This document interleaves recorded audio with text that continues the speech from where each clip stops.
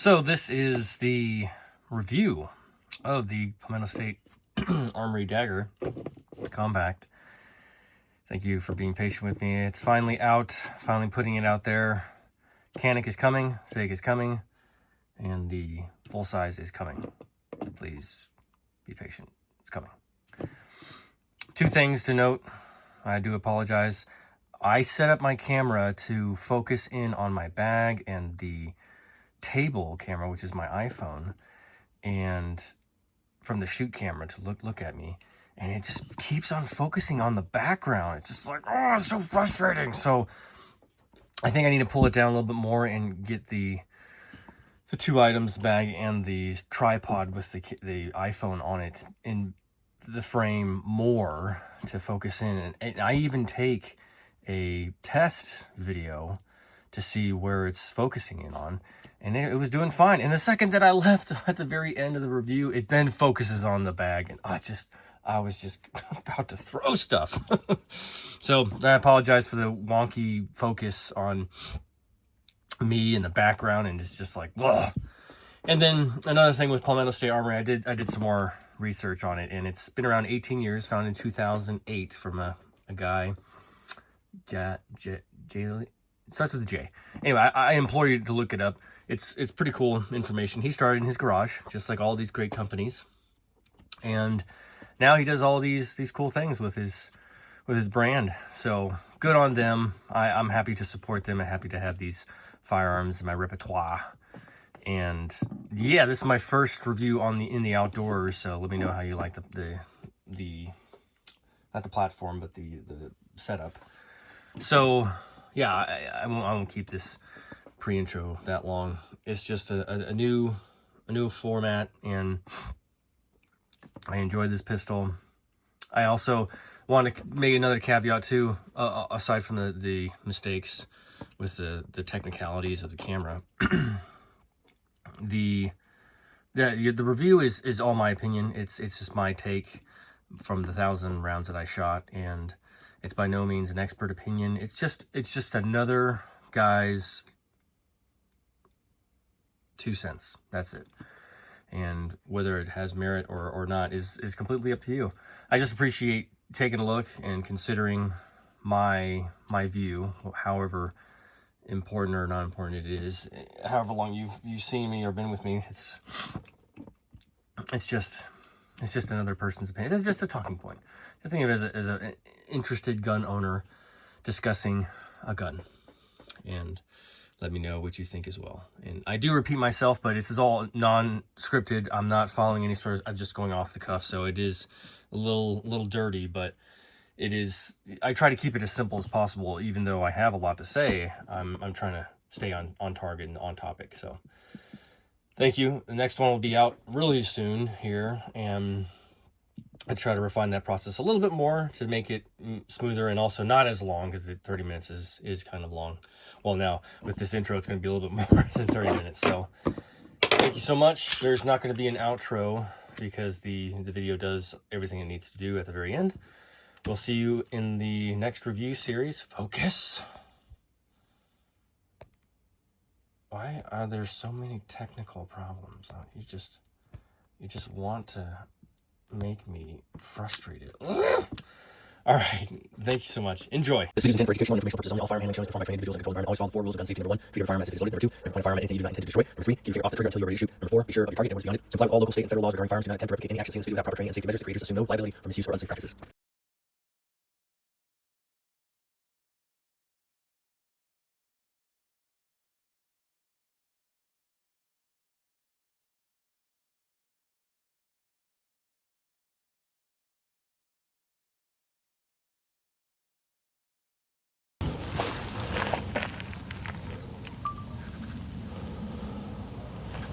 Hey you, it is the Pew here for a 1,000 round review of the Palmetto State Armory Dagger Compact.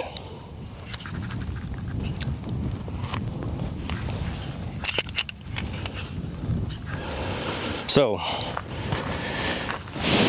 doing a different different setup with the actual review of the firearm, because I do the review series here, but I also want to incorporate that I mentioned in I think the 1,000 round video of the Palmetto State Armory. I'm going to do it out here now, just because since I'm out here, I can be in the elements and also have the firearm pointed in a safe direction. Not that it's not in a safe place in the workshop. It's just I wanted to just do it differently. I can be up and out, and then also I can either fire a couple rounds just to familiarize myself again with the firearm, and if there's any sort of characteristics or eccentricities that I want to note for positive or negative, I'll have that ability to do so here. So thank you for joining me with this. This review is not based on what I've heard. It's not based on positives or negatives that somebody else or reviewers have said, or even the company, anybody. It's based on my experience with this firearm during the 1,000 round period. Now, in the review for the Shadow System CR920 XP, I did mention that relationships, they change over time, and whether it be, personal ones or things with, your bag or your car or your shoe or your clothes or your hair, all these things change and we evolve our stance with them over time. Now, maybe it's not that deep and it's not that serious, but for me, I do notice it. And after shooting firearms for a couple of years, I say that in jest, it's a longer period of time, I noticed a lot of things about me that have changed, and then a lot of things with the dynamics of the firearms, how they have changed as well. The firearms haven't changed unless, they've iterated it and I've picked up different versions of the same firearm over the years. But we all change. So that's how I can tell, based upon how the gun shoots, my experience with it, and what I am or am not carrying at the time, then I can cycle it through my carry pistols. Or if I decide, which I don't think I will decide down the line, maybe to do, I'm not gonna say no, but competition shooting doesn't seem like something that I would want to pursue. Tactics, move, shoot, and different techniques for clearing rooms and body protection like I've done in the past is something that I do like, and I will find myself someday doing those things again. So duty, EDC, competition. I don't have a lot of legs to stand on with competition because I'm not sure, but I do know the principles that would translate over well, let's say, into competition. Again, I'm not the master or the person that would say you should use it for a competition pistol, but I will say, with a caveat, that it seems like it would be a pistol you could use, or a firearm you could use for competition because of, X, Y, Z, etc. So that being said, the relationship has and will change over time with this pistol, and I'm basing this off the 1,000 rounds that I'm doing now, but it can change over time, just like anything. So, that being said, I'm just going to go over simple basics of 3 pros, 3 cons of the firearm during my time, and that's it. And then my opinion about the firearm, whether you buy it, whether you sell it, whether you trade it, whether you keep onto it, whether you don't shoot it and hang on to it, that will be my opinion after the 1,000 rounds. Again, it's going to change over time, and I'll keep shooting it because I do like this firearm, but we'll get into that in a minute. But those things are iterative and also dynamic, and they do fluctuate. So, that being said, let's go over the cons of the firearm. Palmetto State Armory is based out of South Carolina. It's built in the U.S. I believe, I haven't done too much research, but I know that they are built in the U.S. and I think it's veteran owned as well. Correct me if I'm wrong. And it's a nice company like Shadow Systems that they're here in the U.S. and they are that organic, homegrown company that is supportive of 2A and America America, all those things. So if you're into that, then it's also, that's obviously a plus for you. But I think that it's nice to have people that work here, live here, make the parts and the pistols here, firearms here in the U.S. So that's not a plus. I'm just making mention of the history of Palmetto State Armory. They also sell other non-proprietary firearms, all kinds, and they buy them, I guess, at wholesale when they purchase them, and their model is actually very successful.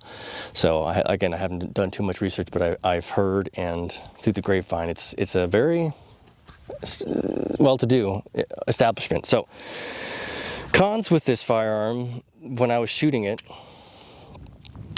first and foremost, I wish they had the plate. The optics plate, I like that they have the optics cut, but I'm one that I want all the parts with the firearm as it comes. I don't want to be missing anything. Not that this was missing, maybe they just cut it out and they have it that way, and maybe there's not even a top plate to be included. But me personally, I wish it would come with it, and you could have that option to switch out that plate. It's a nitpick. It's not really a negative per se in terms of the function of the firearm, but I just wish that it had that. So that's one negative. Another negative is the magazine release. The magazine release is, it's not tactile in that sense, where other firearms, like say maybe the Glock 19, where you would hit the magazine release and the magazine would just come out. I mean, this slides out, but some of them they spring out. Like I have an H&K USP 45, and when you depress those two notches on the side, the magazine just shoots out, and I like that better than it's just a very drip release, and I don't like that. It's kind of wonky too. It doesn't have that, like I said, the tactile feel. Let me get another example.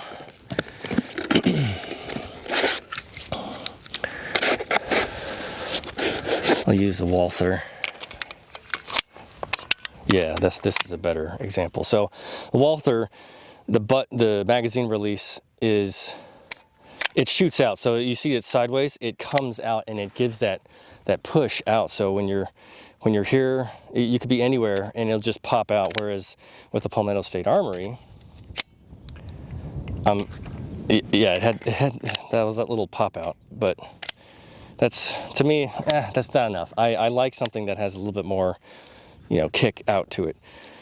I'm choosing that as a negative because there wasn't too much negative about the pistol, and that's something that is a good thing. I'll go over the three pros that I really enjoyed, but also talk about the ergonomics, the grip, angle, slide, shooting experience, and otherwise, not as a pro, but just as the characteristics of it.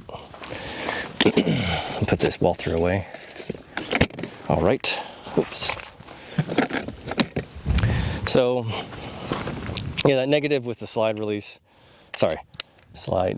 magazine release is, they could do a better job. I feel that they could do a better job with that magazine release. Then the last con, like I said, there's not too terribly much. That front sight. Now I know I should have taken it upon myself once it started to become loose and I figured it out to tighten it. Yes, that's on me, and I stand on that, and I'm not knocking the firearm for that. But however, maybe after the first 100, 200, or 300 rounds, it became loose, and I have a Dagger full size, the comp version. I did a review on that already. I did the review series, shooting 1,000, but I'll have to do the actual review of the firearm. I'll do that here. But that one had no problems. The front sight was solid and it was accurate. This is also accurate too, funnily enough, with the sight being loose. I was still hitting target. I was still throwing rounds down range and it going to the intended place that my eyes were pushing it. But that coming loose, that's not good, obviously. You could put on your optic, your red dot and everything, and it not be a problem. But just like I want the plate to be there as the gun firearm comes like that, I would want my front sight to be also in working condition, not after a few hundred rounds. Again, everybody's experience with these firearms is different, and I just got one of them that had that problem. So I don't think, and I haven't seen and haven't heard, I've looked through a lot of reviews, I've seen a lot of stories about the daggers, and there have been other horrible things that have happened. So I put that aside, take it with a grain of salt. But for me, it was just that the magazine release, and then the optics plate. I'm just thinking about the rest of it. Yeah, just those cons that I have for the pistol, because everything else is great. I'll do those pros right now. The price. I was just having a discussion with one of the boys that I talk with at a gun shop in a state somewhere, and we were talking about how everyone being armed, having training and understanding firearms would help with a lot of different things, self awareness, preservation, defense, and also the knowledge that everybody is carrying would essentially, statistically, reduce crime. Now, I'm no expert with that stuff, and I'm not saying that this is going to happen if it's a one-to-one. I'm just saying that given the amount, statistically speaking, numbers, if you have a room full of people and they all know that everybody is armed, chances are they're less likely to want to steal or commit a crime or do something nefarious than, say, only one person had or 50 people knew only one person had a firearm. So, and that's just the law of numbers, I suppose. And I'm giving very loose definitions here. Again, I'm not quoting specifically from anything, but to me, it's just logic. It's something that I base a lot of my presumptions, I suppose you'd say, about, unless you have the actual numbers there. I don't have an argument. I can't have a debate with somebody and say, well, because of this. I'm just utilizing the history of what we've seen and what we know. If you have a room of crowded people, then you're more likely to get sick than if you are spread out in, a big open area like so. Cities get more crime, they have more illness because they're all stacked on top of each other in buildings, right? So that's just logic. So don't blast me in the comments saying, you don't know what you're talking about, you have no idea, you're not an expert in this. I never said that, and I never will say that. I'm not an expert. I don't profess to be. This is just something that I've done. I've worked in the capacity of security and body protection and all these different avenues that are mitigating risk, noticing trends, observing behaviors, and calculating these things not on just numbers and history, statistics, or whatever, just on the situation, right? Just the circumstance. So you walk into a room and you see it, you could just feel that there's tension in the air, there's people arguing, there's something. Yeah, you probably don't want to be there. You want to keep yourself away from any sort of problems, right? Anyway, I'm going off on a rant. Back to the firearm. Pros, the price. Yeah, the price. Okay, so going back to the price, having people armed with a cheap firearm that operates relatively well is a great positive for me. I think it's a huge pro to get people into the space of shooting as a hobby, as a competition, as defense, as all the above, or hunting too. I think it's great. I think that is a wonderful thing, just to introduce people into a different world that a lot of people may be scared of or apprehensive to engage with. So the price, this specific firearm, I think I bought I wrote it down, $240. It was on sale. I was like, I couldn't pass it up. It was 3 daggers on sale. One of them was, I think the full size was $250. This one was $240, and then another full size was $230 or something. Like, they were all within that range. And I was like, man, are you kidding me? This is a steal. Less than $1,000 for 3 pistols? Done. So the price is a huge pro for this firearm. The second pro that I have is it's Glock-esque. Just like the Shadow Systems, I'm not a Glock fanboy. I'm not any sort of fanboy. I'm not somebody that only picks a company and knows that they can't do any wrong. I'll defend them to my dying day. I'll go down with that sinking ship or whatever the case is. If it works, it works. If it fires, it fires. And Glock is tried and true. You can't negate that fact. They haven't innovated. They haven't done this. They haven't done that. Whatever their optics of the company or their politics are good. Who cares? If your firearm shoots, I'm good with it, and I like it. This fires. It's based on the Glock platform, the Gen 3 19. It accepts Glock magazines, so you got Glock. Everybody's got Glock. Even people that don't shoot firearms have Glock magazines somewhere under their mattress, you know.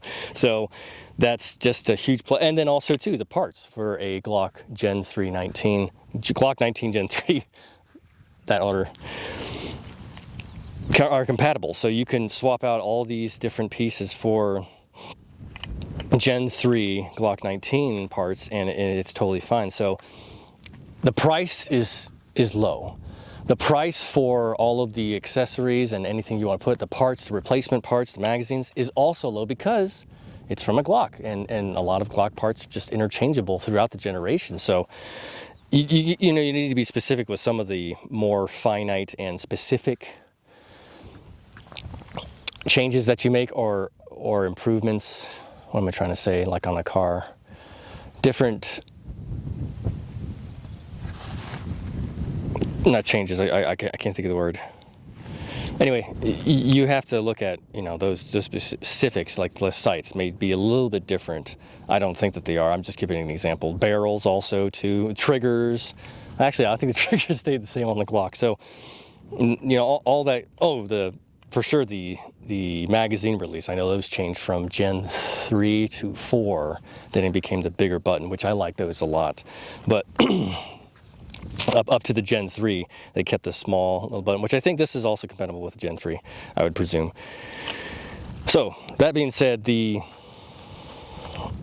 fact that it's a Glock-esque of the Glock 19 Gen 3 is another huge pro. It's just inherent in the pistol that it's going to have a reliability factor of the Glock to a certain extent, of course, because my front sight came off. But that, and I did have, so it is Glock-esque, but I did have a couple of failure to feeds and I think one failure to extract, and I spoke it into existence. I think it was on round 900 or 1000, and it didn't extract. So, but that could have been the ammo. That may not have been the pistol or the firearm. So that's kind of a moot point.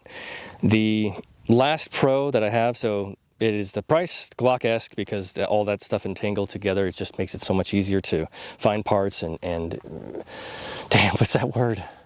Modifications. Thank you. Modifications. I know you told me that what that word was, and I appreciate that. Modifications and improvements to the firearm. That's something that also comes with being Glock-esque. So the last pro. Ooh. No, that's not coming out. Okay. The last pro is the ergonomics, the grip, the firing position. That to me, I know I said that for the I think I said that for the shadow systems. Oh, I did that as a negative. Anyway, it's not about that, but I'm just remembering what I did for that one. I like the trigger guard having these little dimples and divots so that you can grip onto. Like I said, it's like almost like a gas pedal for my index finger as I'm pushing down. It has the little detents for, you know, your gas pedals grip here on the sides. The little trigger guard undercut, which a lot of firearms have that. Even, you know, the Glock Gen 2 had that. But then also too, the grip swell, it comes out just a little bit. That also helps. There's a little lip here at the bottom for your pinky, so you can grip onto it. There's a swell out here on the back of the grip to fit into your hand, and I can't change it out, but it comes like that. The beaver tail is also pretty pronounced. I can grip a little bit higher if I'm getting out of my holster and I get too high purchase on the firearm, but overall that is also a plus. The texture is all as high up. I like that. The SIG is both SIGs that I have, the 365X Macro Comp and the M18 P320. They're smooth out here, and I don't like that necessarily. I like having a feeling there as well as everything around here, and it's not too aggressive. It's just, you know, maybe it's very light grit 100 sandpaper, you know, and it's not the best.